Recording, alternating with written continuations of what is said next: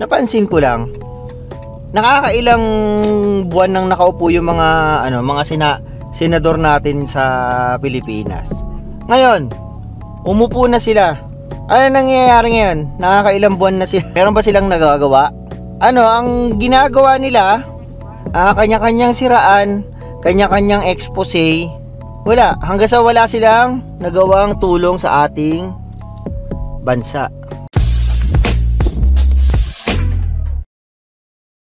Yun.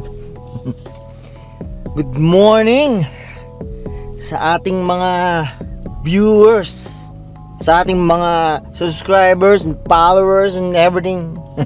Kanina umaga, grabe yung lamig. Ngayon, uminit. Ito yung mga panahon na halo-halo yung temperature, yung weather ng Canada. Yung nakikita ko yung puti na nagbablog na sa isang araw may experience nyo yung weather ng buong weather ng Canada sa ganitong panahon.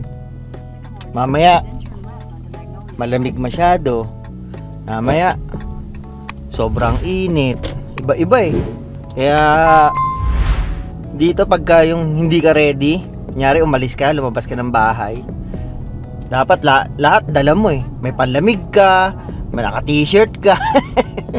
Pero at the moment, magandang panahon. Road closed. Oh shit. Saan yan? So wala labasan? Kaya nag-video rin ako ng maaga. Alam niyo naman, gusto ko lang pagka itong mga ganitong umaga yung sarado nga yung daanan, yung mga ganitong umagang video, gusto ko lang itakal yung mga nangyayari sa Pilipinas. Alam niyo yun. Napansin ko lang, nakakailang buwan nang nakaupo yung mga senador natin sa Pilipinas. Simula May yun 'di ba, yung election. Ngayon, umupo na sila. Ano nangyayari ngayon? Nakakailang buwan na sila. Matatapos na yung taon. Meron ba silang nagagawa? Wala. Ang ginagawa nila, kanya-kanyang siraan, kanya-kanyang expose. Wala, hanggang sa wala silang nagawang tulong sa ating bansa.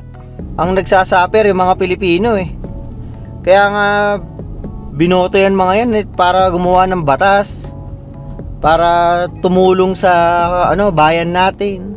Walang nagawa. Anak nang. Tapos yung iba, lalo na ngayon, yung sino ba yun? Joel Villanueva ba yun? Si Senator Joel. Matagal na palang may kaso yung animal na yun. Sinabi ni yung ICI si Boying, kahit daw sila hindi nila alam na na-dismiss na pala yung kaso nun. Secret lang na na-dismiss. Happening. Kaya pala ngayon ang lakas-lakas ng loob na nagsisisigaw na naman sa Senado. Ewan ko ba. Dapat sa mga yan kinukulong Hindi lang tanggalin sa posisyon. Dapat kinukulong. Laki-laki ng nakulimbat, anak ng bihik talaga. Kaya baka sabihin nyo, pakialam mo, nasa Canada ka na. Kaya nga, inaano lang natin, dinidiscuss natin yung mga ganyan para hindi natin malilimutan. Hindi malilimutan ng mga kababayan natin na ginawa sa atin yan, kahayupan na yan. Tignan nyo, unti-unti na namang nawawala yung issue Tapos, meron ako nakita sa TikTok ba yun? Sabi, buti saan kayo nakakita ng sumabog na computer? Yung sa DPWH, di ba yun daw yung sinasabi? Sumabog daw yung yung computer. Saan kayo nakakita na sumabog na computer? Parang wala hayop na dahilan yan ng DPWH.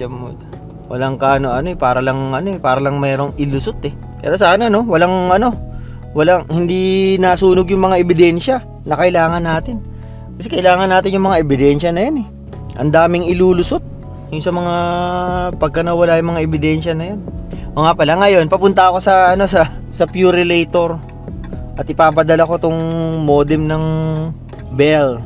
Kasi dito, di ba dyan sa Pilipinas, kapag ikaw nagpatanggal ng kunyari kahit anong services, kahit na yung sa internet, ganyan, may kinakabit silang modem kasi sa atin, di ba?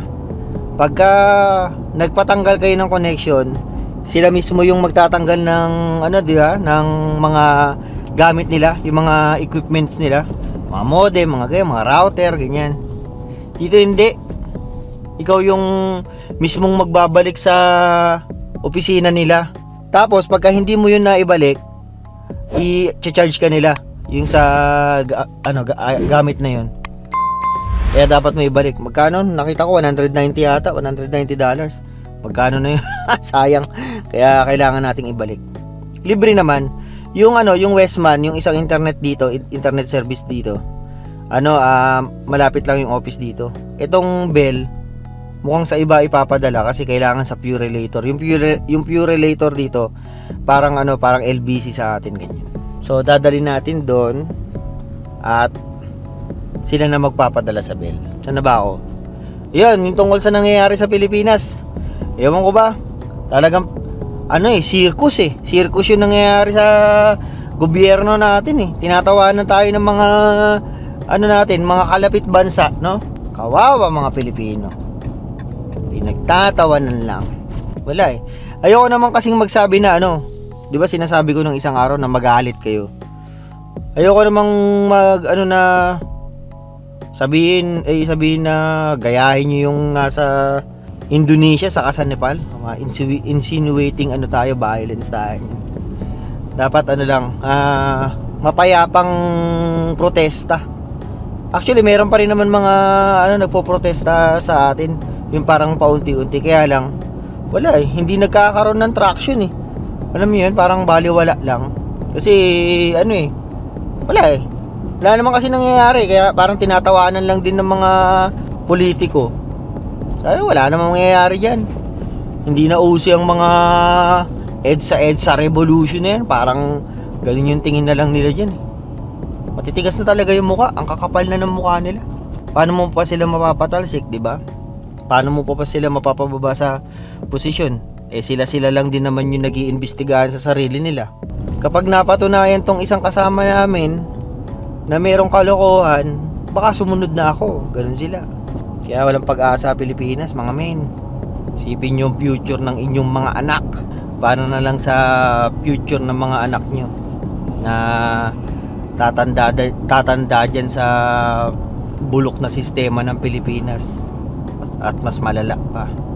Layo pala na itong Purelator na to Mali yata yung napuntahan ko Parang papunta na Maple Leaf to eh. Tingnan mo dito, puro planta. Nakikita niyo yan. Itong side ng Brandon na to, puro planta. Ayan, ang lalaking planta ng mga yan. Dito yung madalas na mga yung mga maraming mga empleyado. Dito ang puntahan nila. Mga feeds, mga katayan ng baboy. Yan, dyan lahat yan. Ito na yung Purelator yan. Nakita nyo ba?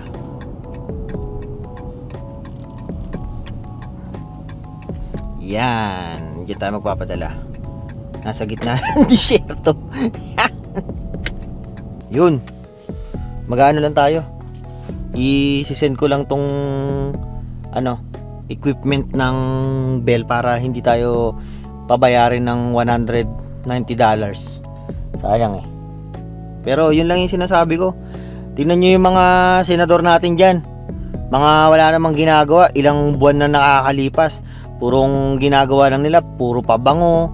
Puro siraan ng siraan sa mga kasama. Kampihan ng ganito. Botohan. Hanggang sa matapos lang term ng mga animal na yan. Ganyan lang yan. Usang alaw. Sige na. At ako'y papasok na dun sa Purelator. Papadala.